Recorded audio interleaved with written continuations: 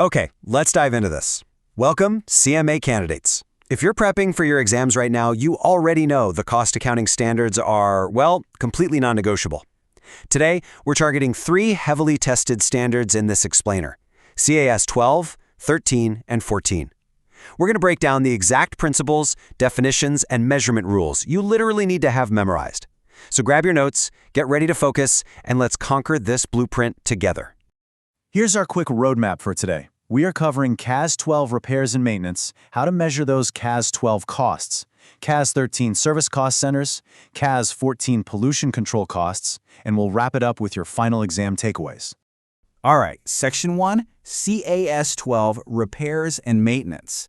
So CAS 12 is absolutely foundational for understanding how the upkeep of assets is handled on the books, without totally distorting the final cost of a product or service.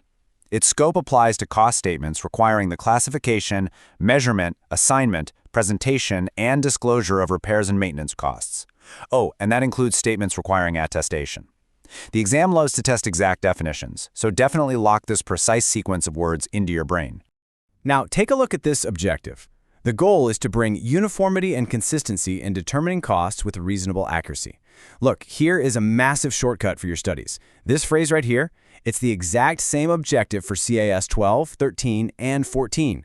You memorize this one sentence and you've just nailed the objective for all 3 standards. It's such an easy memorization win.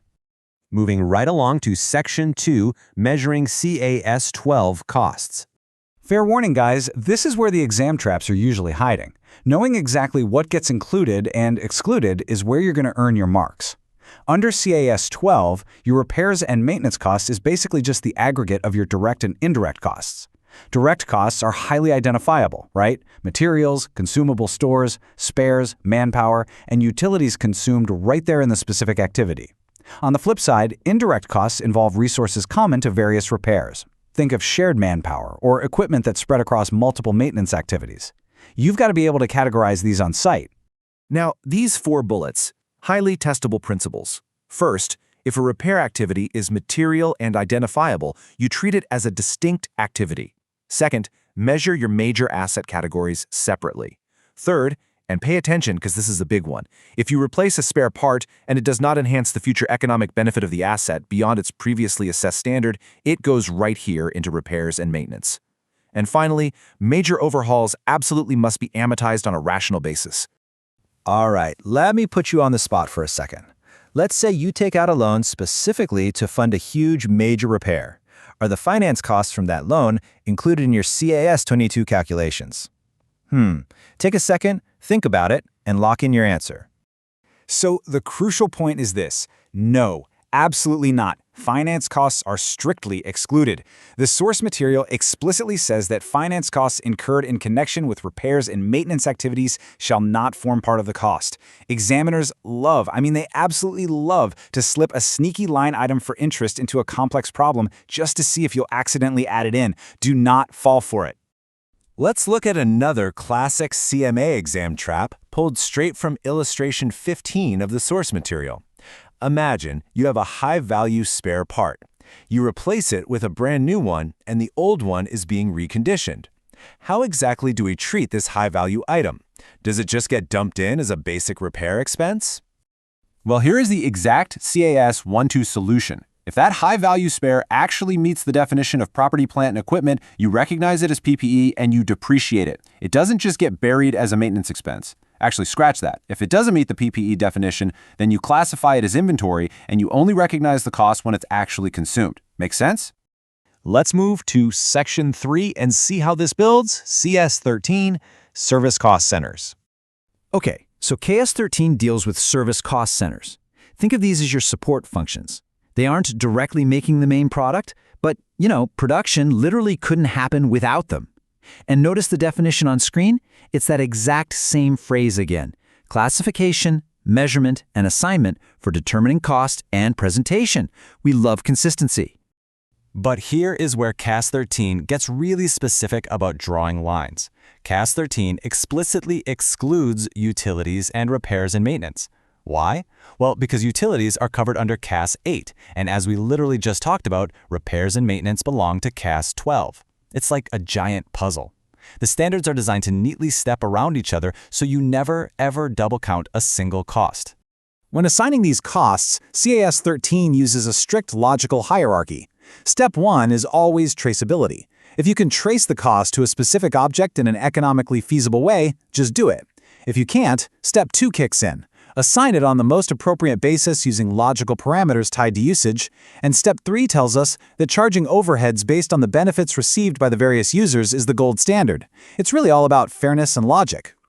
Moving right along to Section 4, CAS 14, Pollution Control Costs. Now, does this scope sound incredibly familiar? It really should. CAS 14 follows the exact same structural scope as the other two standards, just swapped out for the term pollution control costs. It deals with the principles of classification, measurement, assignment, presentation, and disclosure. It's wonderfully consistent, which makes your job as a test taker a whole lot easier. And finally, Section 5, Final Exam Takeaways. We've covered a ton of ground today, from the heavy mechanics of CAS 12 to the support structures of 13 and the environmental focus of 14. And this brilliantly illustrates how they all sit side by side. Look at this breakdown. CAS 12 is your repairs and maintenance. Remember, exclude those finance costs. CAS 13 is your service centers. Strictly exclude your CAS 8 and CAS 12 material. And CAS 14 handles pollution control, relying on that exact same core objective of uniformity and consistency across the board. So you now know the definitions, the scope, the exclusions, and those specific little traps examiners love to use for CAS 12, 13, and 14. But here is my final challenge to you. The exam is never going to test these in a vacuum. When you get a single massive cost statement that includes an overhaul loan, a shared maintenance team, and a brand new factory scrubber, can you untangle the standards without double counting? I want you to dive straight into your practice questions right now while this logic is completely fresh in your mind. Today, we are going to build a rock-solid mental framework for cost accounting standards 15, 16, and 17 to help you absolutely crush your exam. In this explainer, we're cutting out all the extra noise and focusing straight on the key principles, the exact definitions, and most importantly, those tricky exclusions examiners just love to test. Okay, let's dive into this roadmap. We're going to cover 1. Decoding CAS 15 basics, 2. Its measurement and assignment, 3. Presentation and disclosures. Then 4. We'll hit CAS 16 on depreciation and amortization. 5. Tackles CAS 17, interest and financing. And finally, 6. Your CMA exam key takeaways. Section 1. Decoding CAS 15, the basics. Marketing overheads. Now, you might hear this term thrown around interchangeably in the real world, but for CAS 15, this is strictly an umbrella term. It comprises both selling overheads and distribution overheads. For the exam, it's absolutely crucial you know exactly how to split this big category into those two distinct parts. Think of the product life cycle to really grasp this split. Your selling overheads are all those indirect expenses related to just securing the sale itself. We're talking sales team salaries, their commissions, and the advertising money you spent to make the customer actually want to buy the thing. Distribution overheads, on the other hand, only kick in after that sale is locked down. This is the physical handling of the product from the moment it leaves your dispatch bay right up until it hits the consumer's front door. Before we go any further, we have to define an abnormal cost. This is an unusual or atypical cost whose occurrence is totally irregular, unexpected, or caused by some abnormal situation in operations. I really want you to lock this definition in your mind right now because understanding what makes a cost abnormal is literally foundational to knowing what gets kicked straight out of your CAS 15 calculations. Section 2. CAS 15, Measurement and Assignment. Okay, listen up, because here is your major exam trap warning. There are 4 specific items that are explicitly excluded from selling and distribution overheads. We have imputed costs, abnormal costs, demurrage or detention charges, and penalties and damages. Memorizing these 4 specific exclusions is incredibly high yield for multiple choice questions.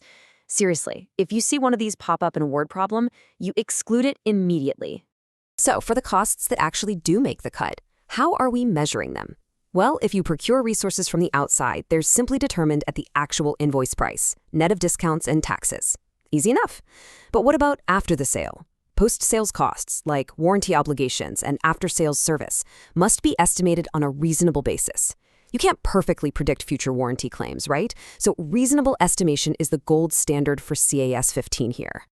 And this brilliantly illustrates how we assign these costs to specific products. CAS 15 dictates two main principles. First is cause and effect, where the underlying process or activity is the cause and the incurrence of that cost is the effect. Or you use the benefits received principle, where overheads are apportioned in proportion to the actual benefits obtained by the cost objects.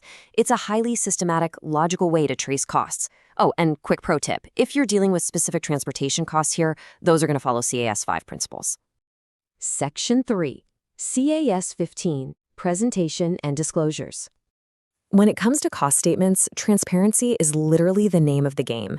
These overheads must be presented as a totally separate cost head. And remember that umbrella term we talked about earlier? You are officially allowed to use marketing overheads instead of writing out selling and distribution overheads. Also, keep in mind that you only need to provide element-wise details if they're actually material. And for sure, always disclose related party services, costs in foreign exchange, and any subsidies, grants, or recoveries. Let's pause for a second. Quick knowledge check. Are demurrage charges or imputed costs included when you're calculating selling and distribution overheads? Think back to those strict boundaries we covered just a minute ago. The answer is a resounding no. Exclusions like demurrage, penalties, and imputed costs are specifically and intentionally ripped right out of your CAS 15 calculations. As a test taker, you have to actively scan questions for these exact trap words so they don't totally skew your final numbers. Let's move to and see how this builds in Section 4, CAS 16 Depreciation and Amortization. Now for the exam, precision with your terminology is completely non-negotiable. Amortization is the systematic allocation of the depreciable amount of an intangible asset over its useful life. I really want you to mentally highlight those exact keywords, systematic allocation and intangible asset. So why a whole standard for this? Well, it's all about the objective, which is the absolute heartbeat of CAS 16. It's to bring uniformity and consistency to how we determine depreciation and amortization. Like the rest of the cost accounting standards, the whole point is making sure these cost statements are reasonably accurate and perfectly comparable across the board. Section 5, CAS 17, Interest and Financing. So, the crucial point here is knowing exactly when and where to apply these borrowing costs. You have to ask yourself, what is the financing actually for? Is it for the acquisition, construction, or production of a qualifying asset? If the answer is yes, that direct charge gets baked right into the cost of that asset. If it's not a qualifying asset, well, then it's just treated as another standard finance cost for your operations. All right, here is another massive trap just waiting to ruin your score. Pay really close attention to the exclusions for CAS 17. Just like we saw in CAS 15, imputed costs are completely excluded. But look at that second one, costs relating to risk management through derivatives. Derivatives do not belong anywhere in your CAS 17 calculations. Don't let a long, complex word problem trick you into including them. Bringing it all together in Section 6, CMA Exam Key Takeaways. Now, what's really interesting about this slide is how perfectly it maps out the exact exclusions examiners will use to trip you up. For CAS 15 selling and distribution, you immediately filter out demurrage, penalties, and abnormal costs. CAS 16 is your rulebook for systematic and tangible allocation. And for CAS 17, interest, you have to immediately exclude derivatives and imputed costs. I highly recommend taking a mental snapshot of this framework right now.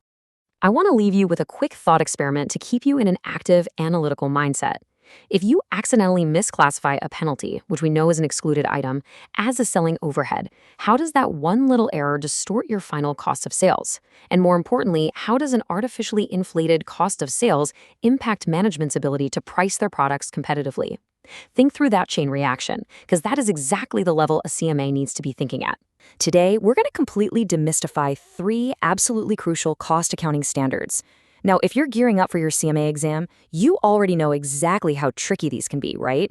So we're going to break them down concept by concept to make sure you're fully prepared and, honestly, just feeling super confident when you walk into that test. So here's our game plan for today. We'll start with a quick intro to cost standards. Then we'll tackle CAS 18 for R&D costs, move right along to CAS 19 for joint costs, and finally wrap things up with CAS 20 on royalty fees. All right, let's kick things off with Section 1, Intro to Cost Standards. The absolute fundamental objective of these cost accounting standards is to provide management with strict, clear guidelines. It's all about ensuring uniformity, consistency, and comparability in your cost statements, and doing it with reasonable accuracy. Whenever you're tested on the underlying goal of literally any CAS, just remember those core principles. It's basically about making sure cost records are standardized and complete across the board, no matter which specific standard we're actually dealing with. Okay, moving right along to Section 2, CAS 18, which covers R&D costs. Now, the exam is definitely going to try to blur the lines between these two phases, so pay close attention here. Research cost is the pure pursuit of knowledge. Think of it like coming up with a brand new recipe in your kitchen. Development cost, on the other hand, is the actual application of that knowledge to a plan or design. That's like actually baking the test cake before you open your bakery for commercial production. You really have to keep the gathering of knowledge completely distinct from the application of it. When you're calculating these costs, the golden rule is direct traceability. You can only assign costs based on cause and effect or the benefits received, period. So this includes the materials you actually consumed, salaries of your specific R&D personnel, depreciation of dedicated research equipment, and the amortization of intangible assets used strictly for R&D purposes. But what about general administrative overhead? Yeah, leave it out. Keep that rigid boundary in your head for the exam. Which brings us to Section 3, CAS 19, Joint Costs. For CAS 19, the absolute most critical definition you need to master is the split-off point. This is the exact moment, literally the exact point in time, when joint products become separately identifiable. Think of it as a fork in the road for your entire manufacturing process. For the exam, remember that this moment is basically the fulcrum of CAS 19 because it dictates a massive shift in how you have to account for your costs. And there's a really strict sequential logic here. Before you hit that split-off point, joint costs are measured aligning with all your standard cost accounting principles. But once you pass that fork in the road, everything changes. The costs incurred for each specific joint or byproduct are measured based exclusively on the resources consumed for further processing. It's a very clear line in the sand. Now, when it comes time to assign these joint costs based on the benefits received, you've got 3 acceptable methods. First, you can use physical units, which is just based on volume. Second, you can use net realizable value, which is very carefully calculated right at that split-off point we just talked about. Or third, you can use technical estimates. That's going to be your go-to method for estimating the value of byproducts. Make sure you lock these 3 methods into your memory. You know, exams absolutely love to test the exceptions and those tricky little adjustments. So we need to ask, how exactly do we adjust joint costs when we encounter scrap or waste or maybe receive a government grant or get hit with an unexpected penalty? Let's take a look. I want you to keep this mental checklist super handy. First, you must deduct the realized or realizable value of scrap or waste from the cost of your joint product. Second, you also deduct any subsidies, grants, or incentives you receive. But listen closely to this last point, because it's a big one. You absolutely must exclude any penalties or damages paid to statutory authorities or third parties. They are never, ever part of the cost, period. Let's wrap up our standards with Section 4, CAS-20, covering royalty fees. So how do we handle those large lump sum payments for royalties or technical know-how? Well, they are never just expensed all at once in a single period. No way. They have to be carefully amortized. And this amortization is strictly based on the estimated output or the benefit derived from that specific asset. Oh, and just like with our joint costs earlier, any material quantifiable credits or recoveries, those must be deducted to arrive at your net royalty amount. Now check this out. There's an uncompromising rule straight from the text of the standard, and it perfectly mirrors what we just learned in CAS 19. Whether you're dealing with joint products or royalties, penalties and damages are always excluded. Listen, the CMA exam loves to bury a sneaky penalty fee in a long list of manufacturing expenses just to trick you. Don't fall for it. When you see it, just cross it out immediately. Also, remember that you cannot just casually change how you measure these fees from year to year. Modifications to your cost accounting principles for royalties are strictly regulated. Actually, you can only change them if it's required by law, necessary for compliance with a standard, or if it genuinely results in a more appropriate presentation in the cost statements. That's it. All right, we've covered a lot of ground today. By keeping the measurement principles for CAS 18, 19, and 20 rigidly separated in your head, knowing exactly what to amortize, what to deduct, and what to aggressively exclude, you are going to be perfectly equipped for this exam. But before we go, I want to leave you with a bigger question to chew on for your future career. In a highly competitive market where literally every penny matters, are your organization's cost accounting practices truly reflecting the value of your innovations, or are you guys just hiding the inefficiencies? Something to think about. Today, we're zeroing in on a genuinely critical chunk of your CMA exam prep. We're looking at the framework laid out by the cost accounting standards for cost ascertainment, and specifically, we're going to completely master the final four, CAS 21 through 24. We're taking a highly structured approach today to really lock these rules into your brain. Because, this isn't just about passively reading definitions from a textbook. It's about understanding the underlying logic. It's about knowing exactly how costs are classified, measured, and disclosed, so you can walk in on test day and absolutely crush it. Okay, let's dive into this. What you're looking at is the official ICMA list of all 24 cost accounting standards. Now, these guidelines are literally the backbone of standardizing cost determination. For this explainer, we're focusing our energy right at the very bottom of this list. We'll do a rapid-fire review of 22, 23, and 24, but the undisputed heavyweight of today's session, the one that really demands your utmost attention, is CAS 21, which covers quality control. Here is our exact blueprint for today. Sections 1, 2, and 3 are all about CAS 21, the basics, measuring costs, and assignment and disclosure. Then we'll power through sections 4, 5, and 6, covering CAS 22 manufacturing, CAS 23 overburden, and CAS 24 revenue. All right, let's get started. Section 1, CAS 21, Quality Control Basics. So the core objective of CAS 21 is to bring total uniformity and consistency in how we determine and assign quality control costs, always aiming for reasonable accuracy. But what exactly is it? Well, the official definition of a quality control cost is simply the cost of resources consumed towards quality control procedures. At its heart, it's just about what it takes, think materials, labor, all those resources, to adhere to specific quality standards. But as you're going to see, the standard categorizes these resources in very strict, specific ways, depending on exactly when and why they're used. Now, what's really interesting about this slide is how much examiners absolutely love testing your ability to spot the difference between these categories. Check out the top two rows, prevention and appraisal costs. These are your costs of conformance. You incur these because you want to achieve high quality. Prevention costs literally stop poor quality from ever happening, so quality training or process control. Appraisal costs, that's about uncovering defects before they get out the door, like testing materials or inspecting the final product. Then, look at the bottom two rows. These are failure costs, and they happen when your quality procedures, fail. Internal failures happen before the product reaches the customer. Think scrap, rework, or factory downtime. External failures, those are the absolute worst. They happen after delivery, leading to warranty replacements or dealing with angry customer complaints. CAS 21 is heavily focused on standardizing those costs of conformance, the prevention and appraisal side of things. Section 2, Measuring Quality Control Costs. All right, knowing what a quality cost actually is really only half the battle. For the exam, you have to know the precise rules CAS 21 dictates for measuring these costs. The first massive rule of measurement completely depends on where your resources came from. Let's contrast the two. If the quality control cost is incurred in-house, it's measured as the aggregate cost of all the resources consumed internally for that specific activity. Simple enough, right?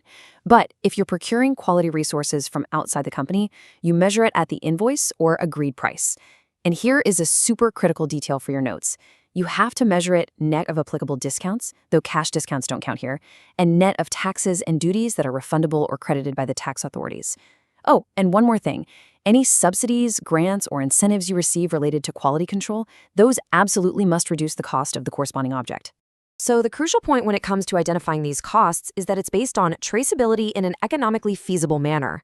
Listen, those exact words, traceability and economically feasible, are exactly what CMA graders are scanning for. You can't just assign costs willy-nilly. You need to trace them directly to the cost object, but only whenever it actually makes economic sense to do so. Okay, I want to share a powerful study hack for CAS 21 right here. I call it the rule of exclusions. Honestly, it's often way easier to memorize what does not go into a cost statement. Under CAS 21, you must strictly, zero exceptions, exclude these 4 items. First up, finance costs incurred in connection with self-generated or procured resources, excluded. Second, imputed costs, those hypothetical costs not actually incurred out of pocket, they're out. Third, any abnormal portion of a quality control cost, assuming it's material and quantifiable, is excluded. And finally, penalties and damages paid to statutory authorities or third parties absolutely never form part of your quality control cost. Seriously, lock these exclusions into your memory. They come up all the time. Section 3, CAS 21 Assignment and Disclosure. We're in the final phase of the life of a cost here, assigning it and disclosing it properly. And CAS 2.1 gives us a very simple 2-step hierarchy. Direct traceability always wins first. If you can directly trace a quality control cost to a specific cost object, say a specific product line, you assign it right there, boom, step 1 done. But what if it's, a shared quality control lab for the whole facility? That's step 2. If it's not directly traceable, you must apportion the cost to the various cost objects based on the proportion of benefits they received. So you might apportion that shared labs cost based on the number of tests performed for each product. Makes sense, right? Now let's rapidly cover disclosures. If these costs are material, significant, and quantifiable, they have to be presented as a separate cost head with suitable classification. And you've got to disclose some very specific details, whether that's in the body of the cost statement, in footnotes, or in separate schedules.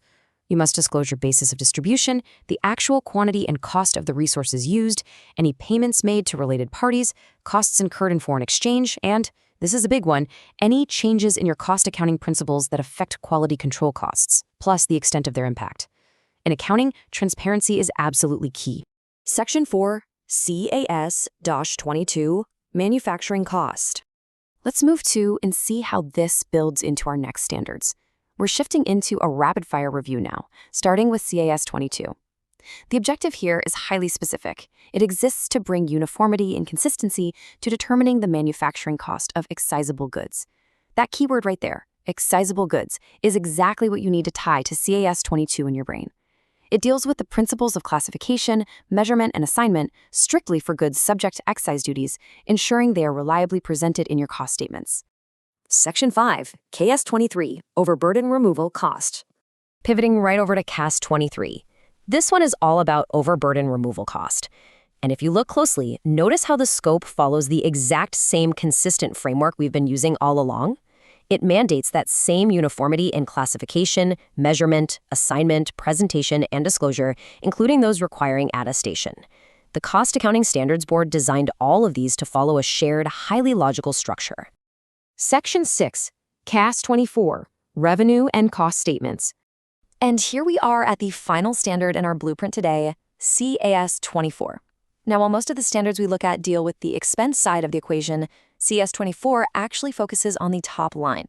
Its core objective is bringing uniformity and consistency to the treatment, classification, measurement, and assignment of revenue in your cost statements. Because whether you're dealing with sales, operating income, or other recoveries, CAS 24 makes sure that revenue is treated with reasonable accuracy and standardized presentation across the board. Wow, okay, we have covered a ton of ground today. But listen, just knowing this material passively isn't gonna cut it for the exam. You absolutely need active recall. So I'm gonna challenge you right now. Can you recall from memory 3 specific exclusions from a CAS 21 quality control cost that we broke down earlier? Think about it. Finance costs, imputed costs, those abnormal portions. If you can easily list those off right now, you are incredibly well on your way to mastering this blueprint.